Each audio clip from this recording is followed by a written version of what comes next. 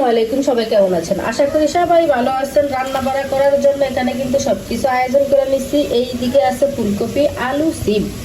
এই ফুলকপি আলু সিম দিয়ে রান্না করবো। মাছ দিয়া পাঙ্গাস মাছ, এই যে পাঙ্গাস মাছটা বাইজা রাখছি তেলে।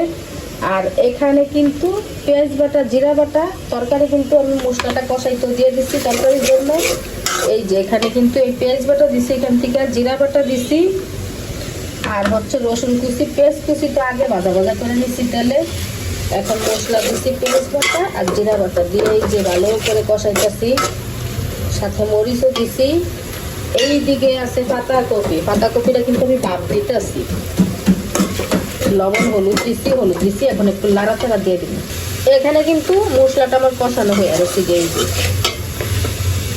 তেলটা উপরে বাইসা গেলে মশলাটা কষানো হয়ে যায়। এখন হচ্ছে আলু সিম দিয়ে দিন। যাও যাও, এটা কিন্তু ময়লা না, এটা দাগ উপরে উপরে উঠবা। আমার জান পাখি জান পাখি। এখানে তরকারিটা দিয়ে দিচ্ছি, এখন একটু নাড়াচাড়া দিয়ে ঢাকনা দিয়ে ঢাকা দিব। সাথে কিন্তু আমি অল্প পরিমাণ পানিও দিছি তরকারিটা কষানোর জন্য। আর এইদিকে আমার জান পাখিটা আমার একটু বিরক্ত করে, বিরক্ত জানু মানু রান্না করতেছে। এইদিকে কিন্তু পেঁয়াজ রসুন ভাইজা দিছি।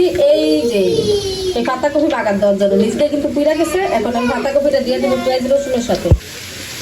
পাতাকপিটা দিয়ে দিছি, এখন একটু ভালোভাবে ভাজা ভাজা করে নিব। আর এইদিকে আমার মাছের তরকারিটা কিন্তু হয়ে গেছে গিয়ে, ফুলকপি দিয়ে আলু দিয়ে সিম দিয়া। এটা কিন্তু কষানোর পরে আমি জল দিয়া পরে মাছ টাছ দিয়ে দিছি, ওইটা ভিডিও করে আর হয় না। এখন পাতাকপিটা ভাজা ভাজা করে নিব, তারপরে রান্না করা শেষ।